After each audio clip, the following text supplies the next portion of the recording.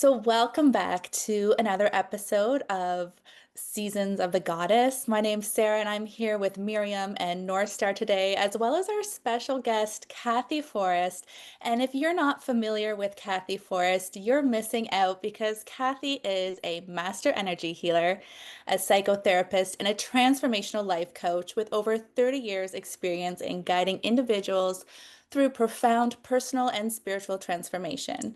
A wild woman, high priestess at heart, Kathy has dedicated her life to assisting women and the men who love them in healing their souls and transforming their lives at the deepest cellular level.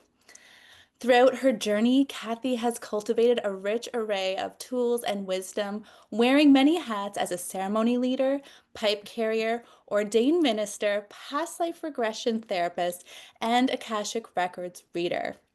For over 15 years, she has served as a high priestess, leading hundreds of women through the sacred priestess portal, empowering them to reconnect with their inner strength and wisdom. Kathy believes that the female body is the most powerful shamanic tool on the planet and hopes that as women come to realize and honor this profound truth, they can begin to transform not only their own lives, but also the world around them. And woo, and if that's not impressive, I don't know what is. So thank you so much, Kathy, for being here. We are so grateful that you've taken the time out of your busy schedule to be with us here today. So thank you. Well, thank you all for having me. I'm very excited to be with all of you. It's almost like I'm getting to meet the next generation. And it's way fun to see this. I, quite frankly, that almost brings tears to my eyes. I've been waiting for moments like this for years. So, yes, Uh, thanks for I just having want to me. honor real quickly what an important piece I think that is of this work that we're all engaged in, where we do come from such fracturing of our own lineages, and these Mhm. paths have been so exiled and covered, and the opportunity for each coming generation to really glean the wisdom of those trailblazers that have gone before and have kept the lights a light along the path is such a gift. So thank you so much for sharing the wealth of wisdom that you've accumulated over all of the years you've been doing this work. It's a real honor. Well, it's an honor to be here and to be with all of you because you're the movers and shakers of the future. So let's do this. So I wanted to take a moment to give the context and the backdrop of how we all came to be here in this auspicious moment on this full moon. Kathy had sent out a summit, which I received through one of your speakers, and it was a summit about the goddess Sophia, which totally lit me up and excited me because one of the goddesses who I had looked at when I was studying the Hebrew goddesses and their pantheon was the goddess Chokhmah, who is Sophia. So I immediately reached out to Kathy and she was like, yes, this is goddess, Mhm. speaking. And she shifted around her incredibly busy summit lineup to pull me in. And I'm so grateful that you did. And we had, a brief but profound connection conversation. And I'm really excited to move deeper into the conversation today Yeah, me together. too. I'm so glad that happened as well.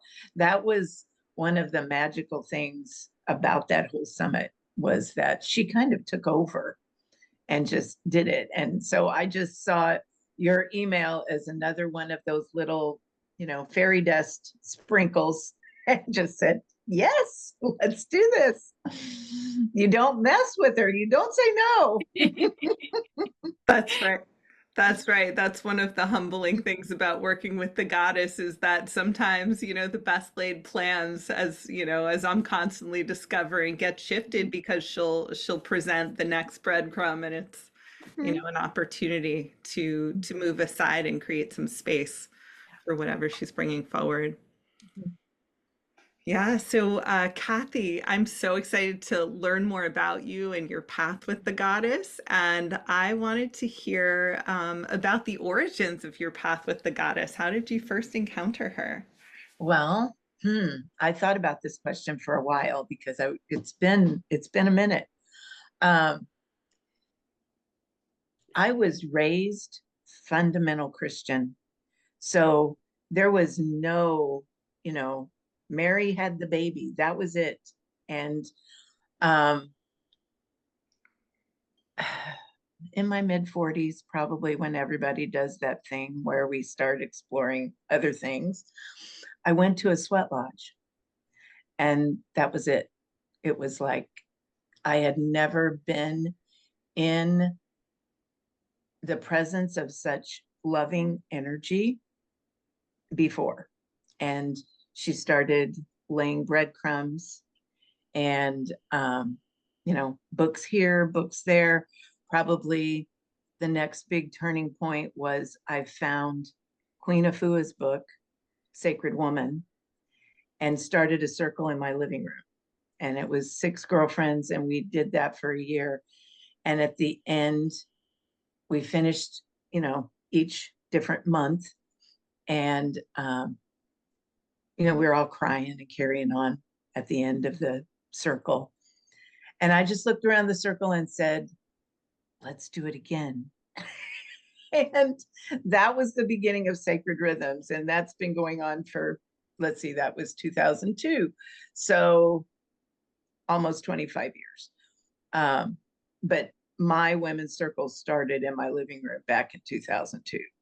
And then when that happened, I had another friend that gifted me a trip out to California to my first big women's circle with Dina Metzger. I don't know if you're familiar with her, but she is a famous author and is notorious for writing meaningful, thoughtful poetry and leading women to the goddess. So I got to experience my first guided meditation in a big group of women. And it was probably the best beginning I could have had because I had everything was sparkly and wonderful. And it was just like the first time for everything. And she led us in a guided meditation. And there were several, and I was one of them, several women in the room that saw the same vision. And it looked like Tinker Toys. It looked like little round circles with spokes sticking out from them. And since that time, it was like a prophecy. That's exactly what happened. It's like circles just spawned other circles, and it's covered the globe. But back then, we were just, we were barely coming out of the gate to talk about it like this. No, but there weren't any podcasts that used the word goddess in them. So to be you get stuck in your own little circle and you always wonder, are we really doing anything? But now I look around and I see you and I see so many others like you that are carrying the torch forward, and there's women's circles everywhere. And that little prophecy makes so much sense. And, I went on to run sweat lodges and fire walks and do all the things, and was a healer and did all of that with my former husband.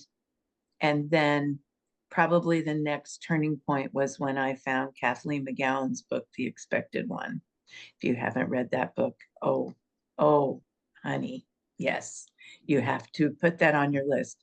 It's a 3-book trilogy of the real story of Mary Magdalene.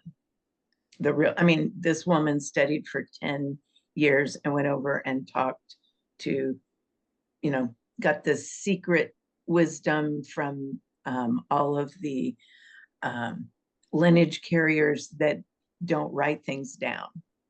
And so that changed my life and changed a lot of other people's lives. And up until 2023, I had not heard that. I kind of heard the name Sophia, But not until then did she just kind of like move in, and she did in a very dramatic way. So that part of my path is very, very new, but very loud. She kind of moves in and takes over. So I don't know if you want to hear more about that part, because that's a whole nother story about where the summit came from and why. Back in 2023, and you know how things happen to you and then you just go, it takes a while for you to put all the pieces together. I am a dabbler, a spiritual dabbler. I will, I see things, and I went through the door of sacred geometry. I found Robert Gilbert on us when I was scrolling, right? And so lucky I got in right under the wire before he left the planet, but very, very blessed to have studied underneath him. And so I was doing one of those, he had that sacred geometry thing on the Shift Network, and I was doing one of those meditations. And then I have a morning practice. So I'd done the meditation, had this little geometric triangle around my head. And I was chanting, wait for it, the Gayatri. Now, if you don't know what the Gayatri is, that is Holy Sophia, holy wisdom in the Hindu tradition. I didn't put this together for a year. That's what really happened. But I'm sitting there in front of my altar doing the thing I always do, chanting. And all of a sudden there was a zip line. And like I said, I've done this for 30 years. So I've been in lots of situations to have this happen, and nothing like this had ever happened to me before. This zip, except when I became a priestess, and then it kind of trickled in from the bottom up. But this zip line of energy went straight through the top of my head, all the way down through my body, out through my feet, to the point that it scared me. I mean, I was like, oh, what did I just do? What did I call in? And I don't know what this is. And I sat there for a moment. My little feet were just wild with energy. And it was like there was this feminine presence, and she was touring, if you will, my energy body with me. And she was looking at all of the systems and structures I'd set up out of fear, out of what we do in this world. And she's just kind of walking through, because I had a big priestess following. I was working it. I was doing a lot of stuff. And it was like she just went, And I knew in that moment that my whole life was going to change. I just didn't know how. But that was in October. And within 3 months' time, I had downloaded a class called Source Light School.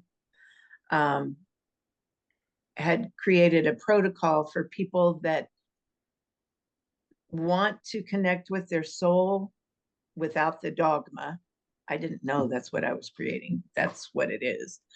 And 2 card decks, the slides, everything in 3 months' time, because it started in January.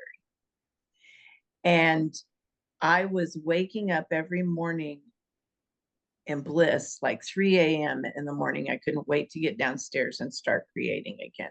So this is how, when she just moves in, this is what happens.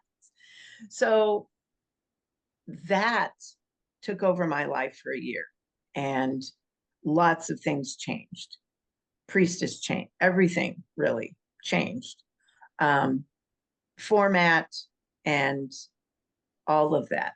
Now my priestess process is under the umbrella of Daughters of Sophia, There's a lot of other things offered in there that weren't offered before. And anybody that wants in to Source Light School gets in. So those are big shifts internally that happened for me. And in and amongst all of that, I found Neil Douglas Klotz, who restored my faith in everything that I'd grown up with. I had always told people that I knew Yeshua brought me to the goddess. I just didn't understand how. And he went back and translated all of Yeshua's words from the Aramaic. And now I know how. And so that's me in a nutshell. Wow. I am just so astonished at your beautiful story and how much the resonance is between what we've been tuning into and how we've been guided in our own process with Sophia. And I'm really struck that kind of inception point for you of entering the sweat lodge and going back into that womb space.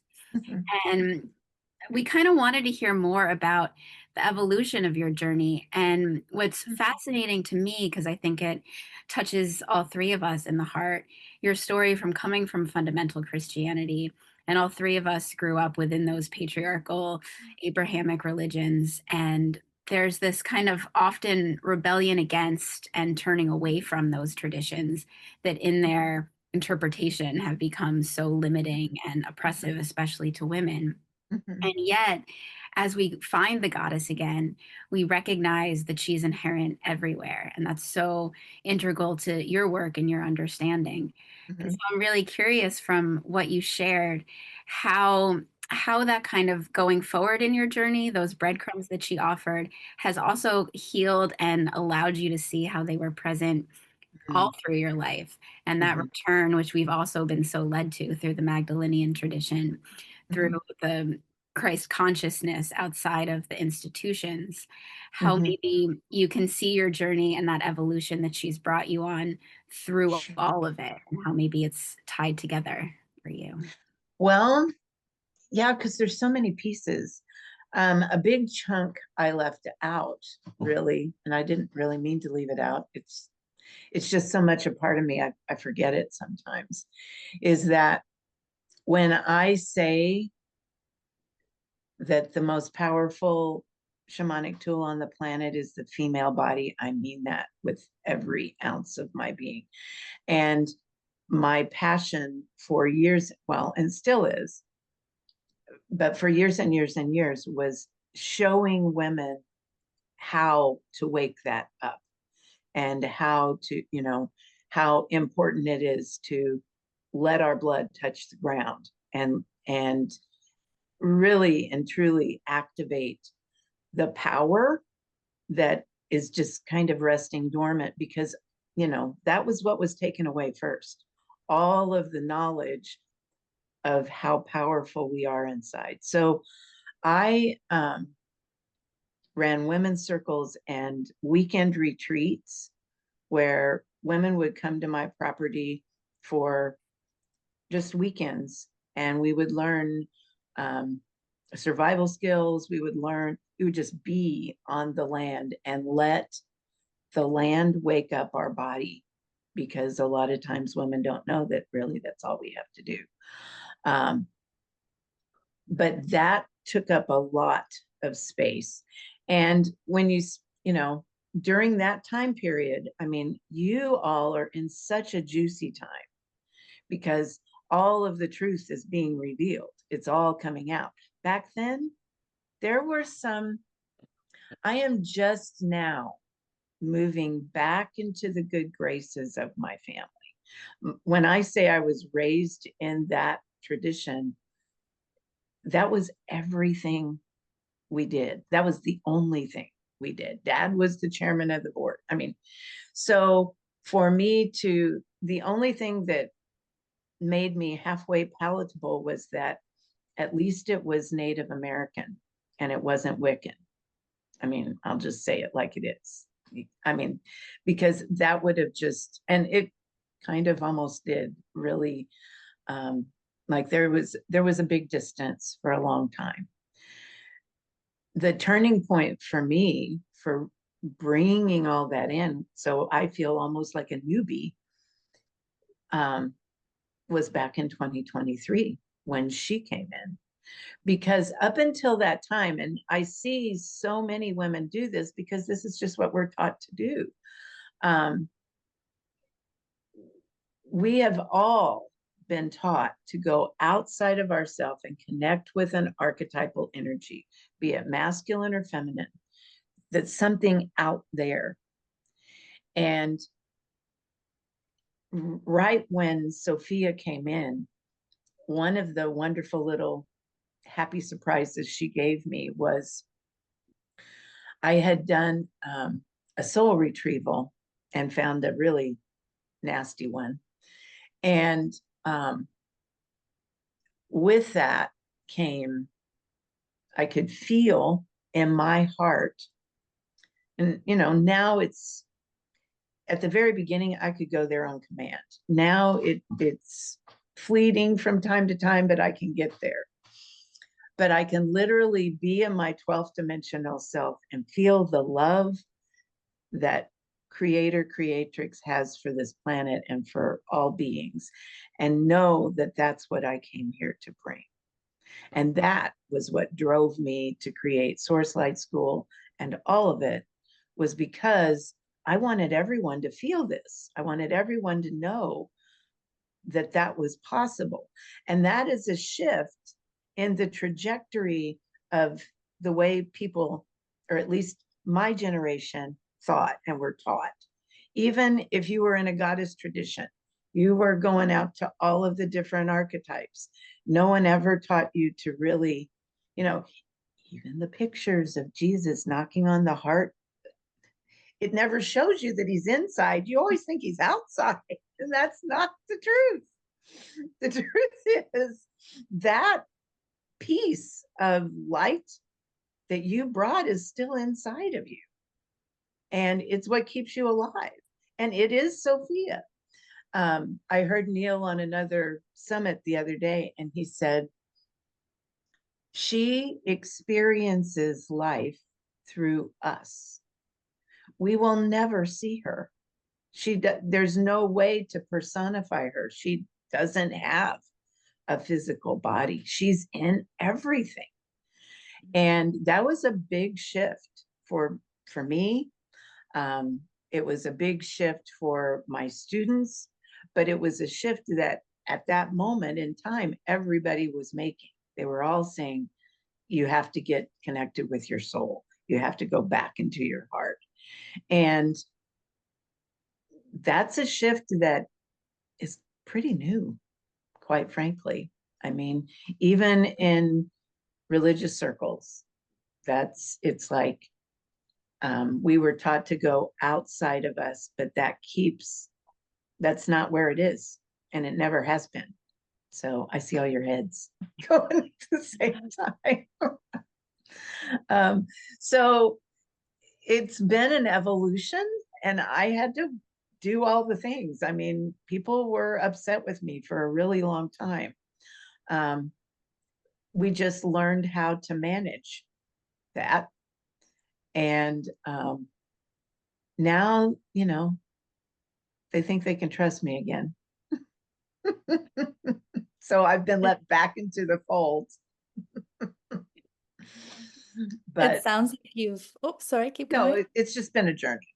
Yeah, I was just going to say, it sounds like you've walked the path through the forest and you're finally coming out to that side where the sun's shining. And I just wanted to thank you for bringing up that point that you made, that we've been taught to really seek external. Seek external teachers and deities and whatever that means for wherever we fall into religion or spirituality. And I love that you're bringing us back into ourselves. We're invoking or bringing her or embodying her, for lack of better words, in ourselves. And I was wondering, through everything you've been through, you just are at this turning point you were speaking on. What's one thing or a few things that you've really learned in this journey and how we can embody her in our day life and how that kind of transmutes into that everyday life. We Mhm. sometimes can be in our head and in this world is that's a little bit detached from that everyday walk of life. And so would you share a little bit how you walk into the everyday world, especially with everything we're Sure. experiencing right now? Right, right, It's a little chaotic. right. Hmm. So, well, and I'll just address the first one. The first thing I would tell everyone in those campouts that I did, I was a big student of Tom Brown Jr. And so sit spot, create your quiet time every day out there. You know, when things got real chaotic here of late, I set up a tent in my backyard and I sleep out there. And I go out there and just look around because I'm blessed to be out in the country and away from the noise. And I mean, the highway's out there, but far enough away that I can pretend that I'm in the woods. And I tell myself, right here, right now, this is all there is. Everything's the same. And the more you go out there and talk to nature, let nature talk to you, the safer you're going to feel, the more in your body you're going to be. And that's what we need right now. The minute you pick up your phone and start scrolling, there's enough of stuff in there. You'll pull your cord up, your grounding cord, and you'll hold your breath and you'll be in fear and you'll be in your head. And this is not where we need to operate from. When you feel yourself like that, close your eyes, no matter where you are, outside or inside. Put your hand on your heart and send your roots down. Send your grounding cord down. And then the other thing that I do and that I do for a lot of that I offer my students is in Source Light School, we have what we call the daily protocol. It's really kind of like a prayer, but it awakens our, I don't want to say energy field, I call it our source light energy field, because there is a bigger field that nobody talks about that's bigger than our electromagnetic field. It goes way out and it contains all of our at least 12 dimensions. And we can go there. That's what we learn in Source Light School. We can go there and learn from them. But the protocol is just, I connect to my soul. I shine the light of my soul up and down. We call it our golden spiral. We had to use words that wouldn't get us in trouble. So we call it that. But and then we activate that big, what some would call Indra's net around us. We have one that's our own versus the giant one that everybody plugs into. We activate that one. And I set intentions for the day. I turn that on and then I connect it to what we call the source light energy field of Gaia. So no dogma. It's you could call it like a prayer, but it's really just an affirmation that brings you back into your soul. I have people that use it at night before bed, and if they want to manifest things, they put that in there and they have it by morning. So it's a way to work with your field that isn't entrenched in all the heavy history. And it just kind of popped out. I didn't really, I wasn't looking for it. And at the time, I knew it was what I was doing every morning to awaken all of the little fun feelings I was happening in my body. So I just put it down in words and it took off. And so I didn't realize at the time that's what I was creating, but that's what I do. And I do that without fail every morning. And there's card decks and other things you can use with it to set yourself up for the day. So you're not at the whim of whatever chaos is out there. And then your anchor is always going to be right underneath your feet and right here inside your heart. It's like anytime you get knocked off balance, that's where you go.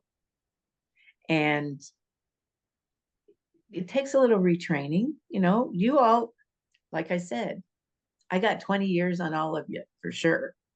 So it's like it will be easier for you and the people coming after you to learn and develop even other tools like this that can get you back to center. And it's not going to be like this forever. You all came in at exactly the right time. I love this piece about your own personal Indra's net and how you're training people to be their own grid workers and Yeah. how that impacts the collective, right? This hermetic principle of as within, so without. And so as each of us is cleaning up our own grids, then we're enhancing the totality and everything is being uplifted. Yes. You preach it, sister. Yes. That's exactly it. And I was enticed by what you said around it's not going to be like this forever. And so as you tune into the energetic climate and the shifts that are underway, what would you like to share about where we are and what's happening? Well, if we were out in the sea in a boat, the storm would be whipping up pretty loud right now. And there are a lot of folks out there that, and I don't think any of them, most of them are ones I follow, and they're all very positive people. So I don't think anyone wants to inflict that, but my guidance, I have been, I can't even tell you how many years, 30 years at least. Every sweat lodge, every fire walk, and we were out there every new moon, every full moon, without fail. Gentle, easy change and transition. I have been praying for that all my life, and I know I'm not the only one. So when folks choose to take cover, because if you follow the astrology, you've heard recently, ask for what you want, ask for what you need. We all have a lot of help. I'm asking. I'm not even asking, I'm telling. I am just choosing. It's like, what if, rather than yet another battle, yet another war, yet another more bloodshed, what if we just all woke up one day and we just decided not to pay attention to the loud screamers and to do our gentle, loving, creative life? If enough of us do that for a long enough period of time, maybe we wake up. I told one of my, you can edit this out if you need to. One of my students, she texted me early one morning. She's like, I just sent a whole lot of love to the White House. And I said, yes, keep doing that. I said, I know for a fact that there are some of those folks that are being forced to do things they don't want to do. They're apologizing. They're crying when they have to do those things. I said, what if they all just sat down one day in a circle crying, singing Kumbaya? That's what we need, division. It's like love is going to win. And I refuse to believe that we have to do it with a battle again. So I'm choosing, and I feel like as priestesses, as women here on the planet that hold sacred space for the rest of us, that is our job, to choose. This is what I want to see on this planet, and I'm going to see it before I leave.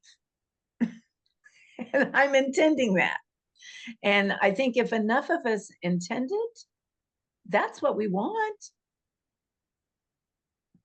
So that's my position on it. I don't have any visionary skills where I can look out there and see what's happening, but I can choose.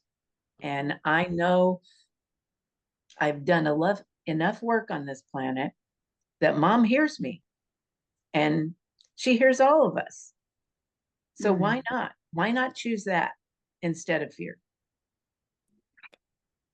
I love that. It's so inspiring. And I think it really speaks to that central awareness that you've been discussing, that God, goddess, divinity is not outside of us. And that old paradigm that not only encouraged us to seek for that validation and connection externally, but it also disempowers our ability to be making those shifts, those changes. That we're not just asking for help, we are actually enacting it through our choices, through both what we're attuning to, what we're thinking about, what we're doing each day. And I think taking that responsibility that comes with honoring our own divinity is that process in action. Right. And Absolutely. I love that. And I'm really it really relates to kind of one of the first messages that we got that brought us to this particular school and way we're working together was that the goddess is divinity made manifest. Yes. And there's this relationship between that formless, unmanifest creative spark that only comes into relationship, into being, into the possibility for creation and beauty when it manifests, not only in us, but as you were speaking, in nature, that it's inherent in everything. That consciousness permeates every blade of grass, every animal, every bug. And I really appreciate and think that that message is so important to amplify right now, that from the kind of human chatter and white noise and chaos, that she's present in our hearts and she's present in the ground under our feet. And what I really wanted to ask about in that kind of practical way, when you were speaking of that initial Sophia download, that realization as that source light came into you of how much programming is instilled in our bodies. And I think all of us, even as we have more discussion now, more awareness, more practices, more readily available, the reality of that conditioning that lives in all of us from generations upon generations of this paradigm. And so I love those practices you offered, but I'm curious how when we come against that doubt, that distrust that's been so instilled, how we can kind of reorient from that fear programming at a cellular level back to love, back to our own agency.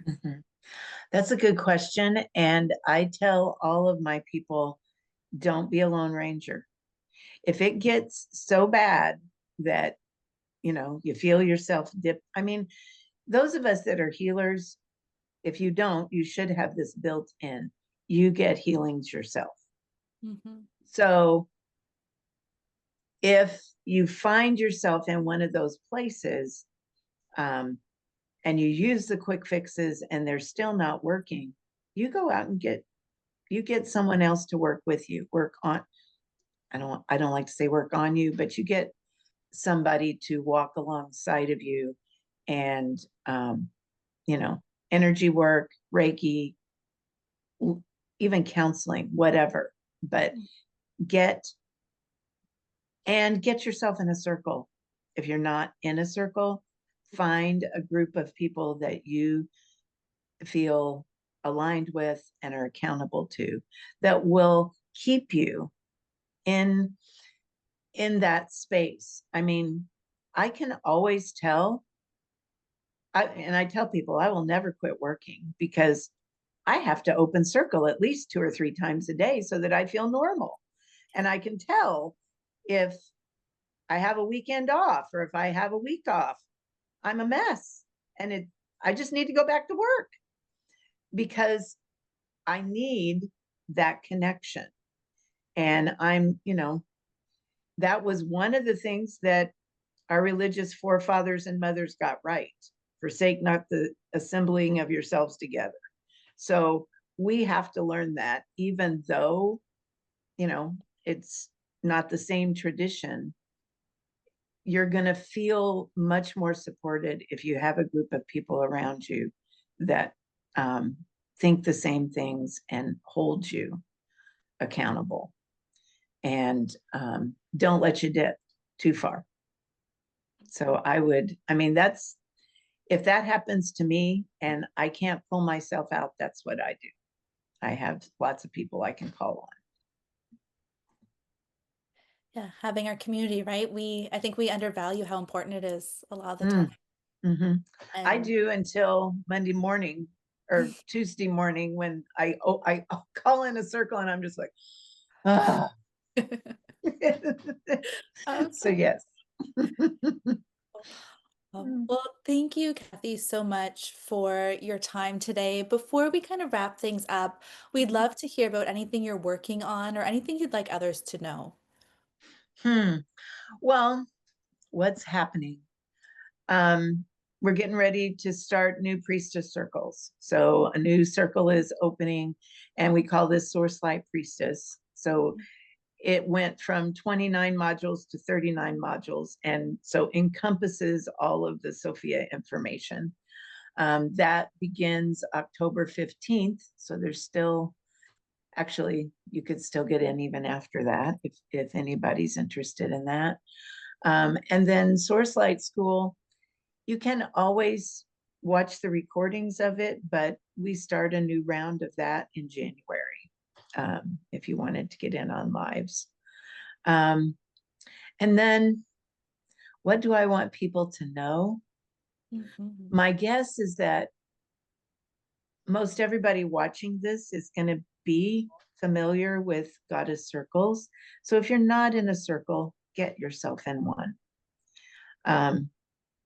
It's like, this is the wave of the future, and this is the safest place to be. So avail yourself of what's here, because there was a time on this planet when we had to do this and not tell anyone. And now we can tell everyone. So do it.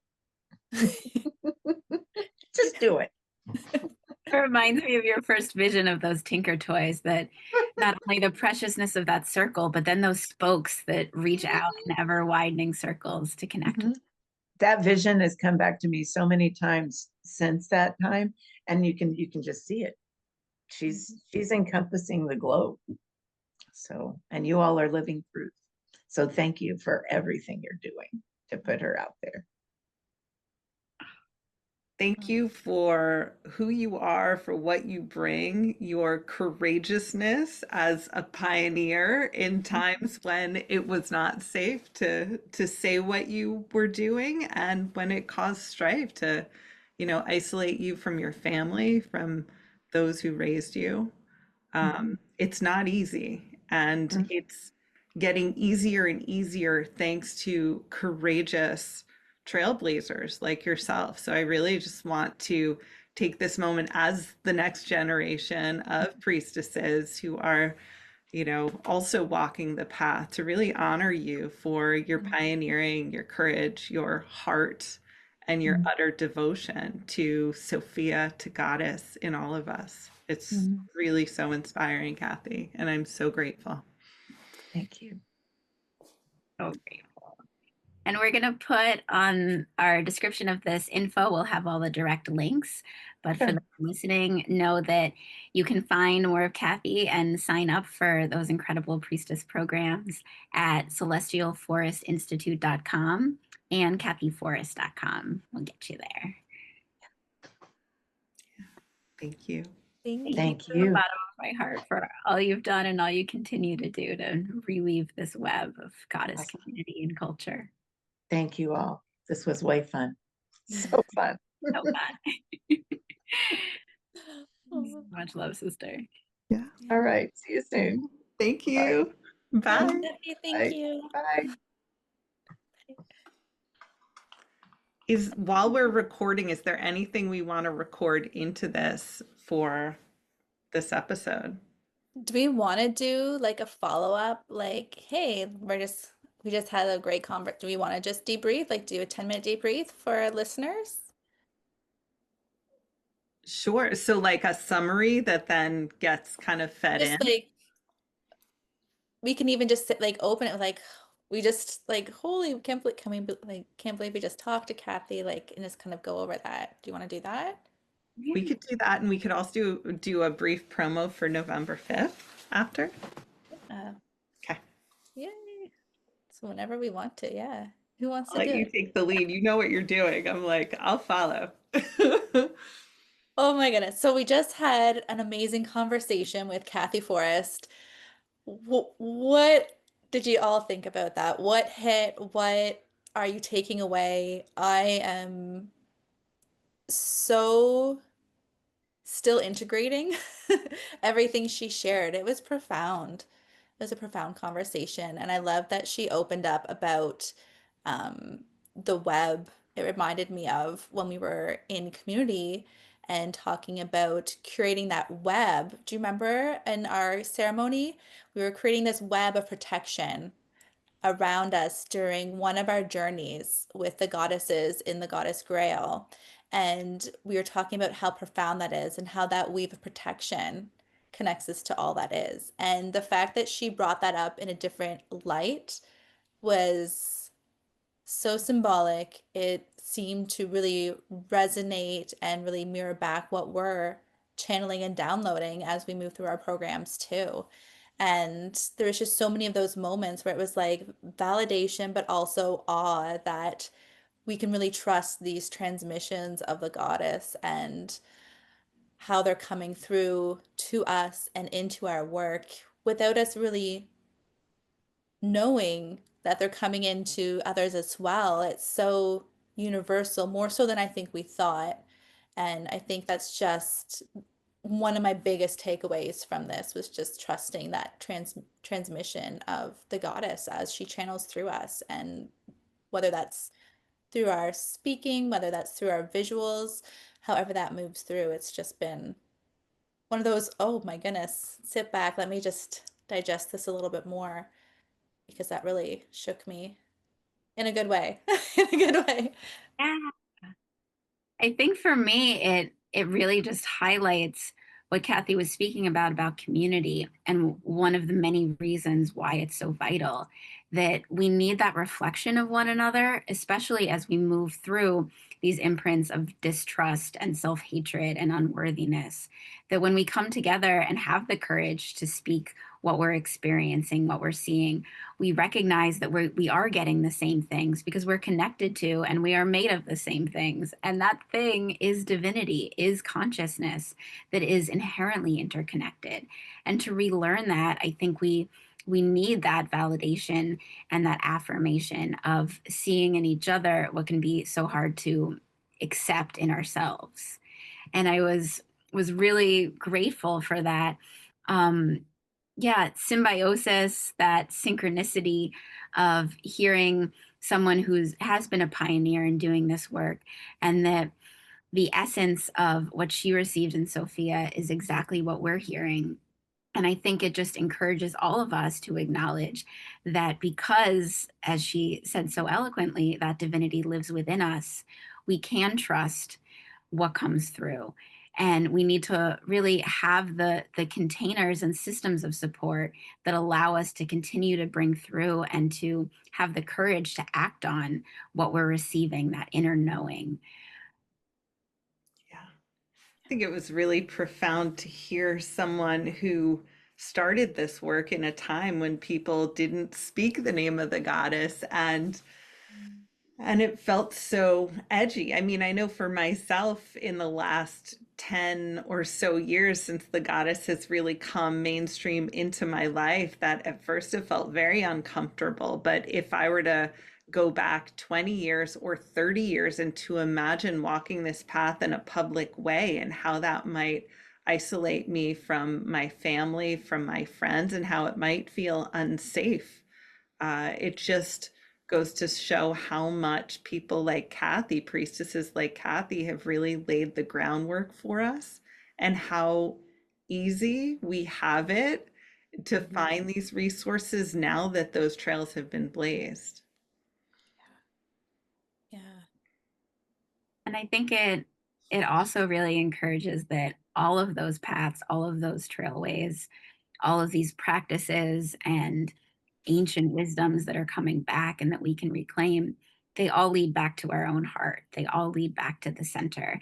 And Sophia is that which waits for us there. And so we're really excited to kind of have this orientation and conversation as we are in our own process of really apprenticing to her and reclaiming her, not outside of ourselves, but within us as that indwelling presence that I am. And so we just want to share that in little less than a month, we're going to be offering a program to embody Sophia. And we're going to be really creating that chamber that mirrors the cosmic creation, that mirrors how divinity comes into manifestation in and through us, and claiming our place as conscious co-creators by casting that space, by creating that inner sanctuary where we can both commune with that divinity that is beyond form, and then use that oracular knowledge that we receive to consciously be manifesting the life and the world and the new earth that we're all longing for. And so, if this conversation sparked that yearning in your own heart, we would love for you to join us on November 5th, where we'll be entering Sophia's chamber and really preparing the way for us to be in that communion with our own inner divinity and to bring that as healing for this world that is so ready for it. Yes, please join us.